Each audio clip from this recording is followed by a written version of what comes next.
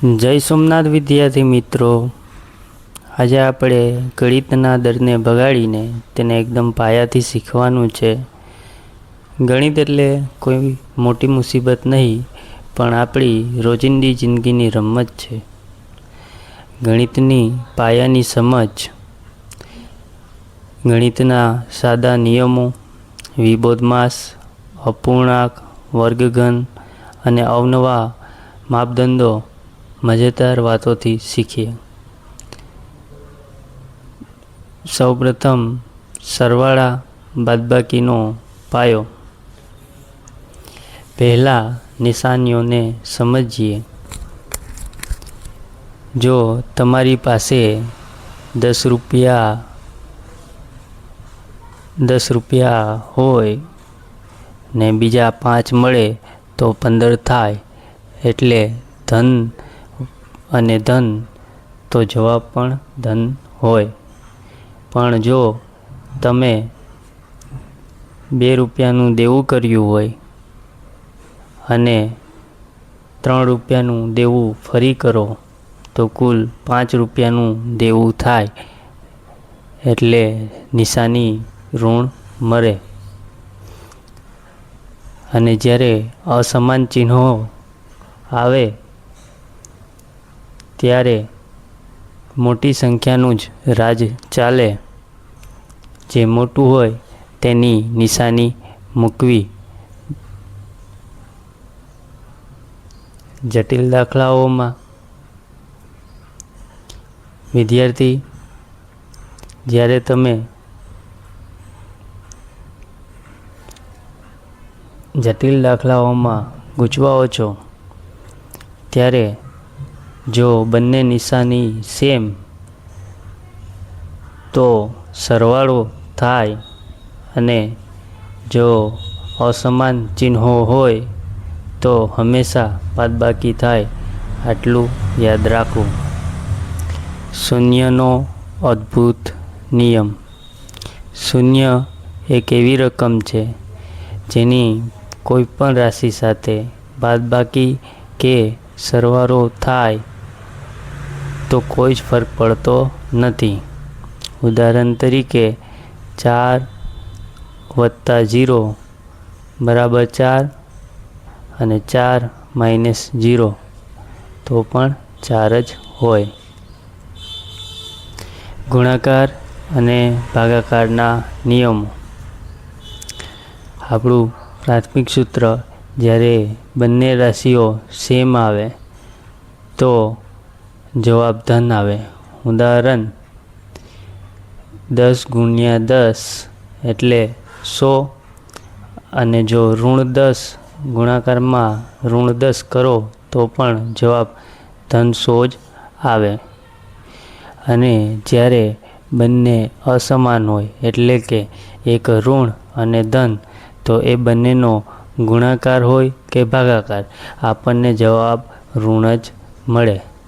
જેમ કે -10 ગુણાકારમાં 10 એટલે જવાબ -100, અને જો બંનેનો ભાગાકાર કરીશ તો જવાબ આવશે -1.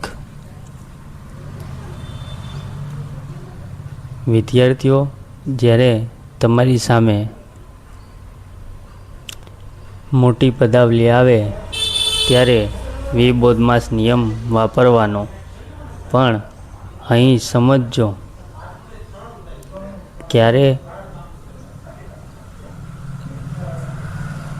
ક્યારે સાદું રૂપ બનાવવું એની એક સરળ ટેકનિક છે, તો એ સમજી લઈએ.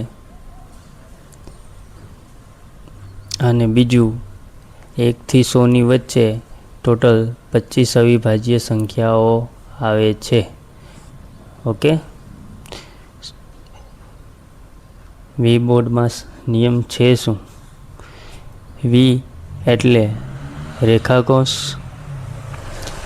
બી એટલે નાનો, છગડીયો અને મોટો એમ ત્રણેય કૌંસ, ઓ એટલે નાનીનું વાળા ગુણાકાર કરવાનું, ડી એટલે ભાગાકાર, એમ એટલે ગુણાકાર, એ એટલે સરવાળો, અને એસ એટલે બાદબાકી.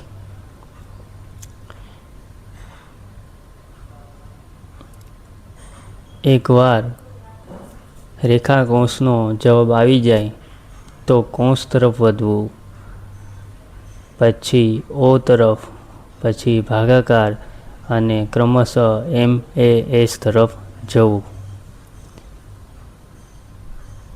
બાળકો, અપૂર્ણાંક એટલે શું? હવે તમારી પાસે એક આખી રોટલી છે. એના 4 સરખા ભાગ કરવામાં આવે તો દરેકને ચોથો ભાગ મળે. આખાનો ચોથો ભાગ એટલે 1/4. એવી જ રીતે જ્યારે 6 ટુકડા કરવામાં આવે તો 1/6 આવે, અને જો 12 ટુકડા કરીશું તો 12 આવે.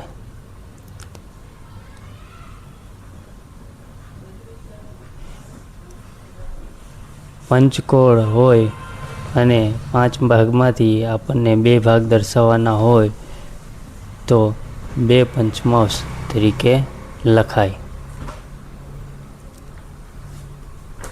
હવે આંકડાકીય સરવાળો. આંકડાકીય સરવાળો કરવા કોઈપણ સંખ્યાના દરેક અંકોનો સરવાળો ત્યાં સુધી કરતા રહો જ્યાં સુધી છેલ્લે માત્ર એક જ અંક ન મળે. 346, 65, 127 તો દરેક અંકોનો સરવાળો 28.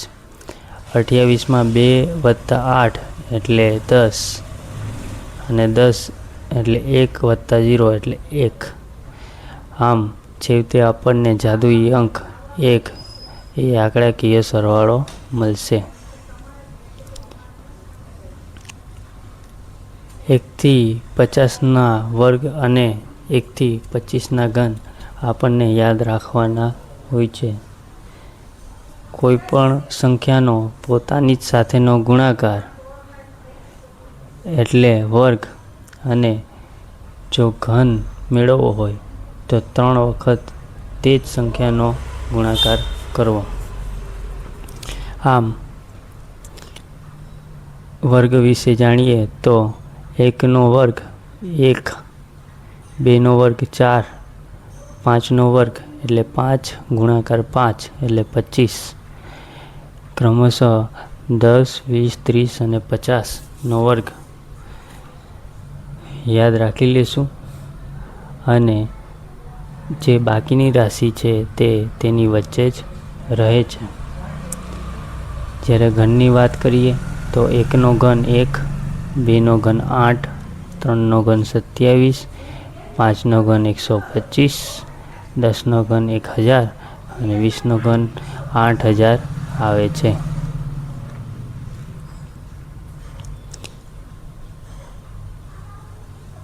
રોજિંદા માપદંડો જે આપણા ઘરેલું સામાનમાં પણ ઉપયોગી બને છે, જેમ કે દૂધ હંમેશા લીટરમાં હોય, કાપડ કે ફૂટ હંમેશા મીટરમાં હોય, તેમ ગણિતમાં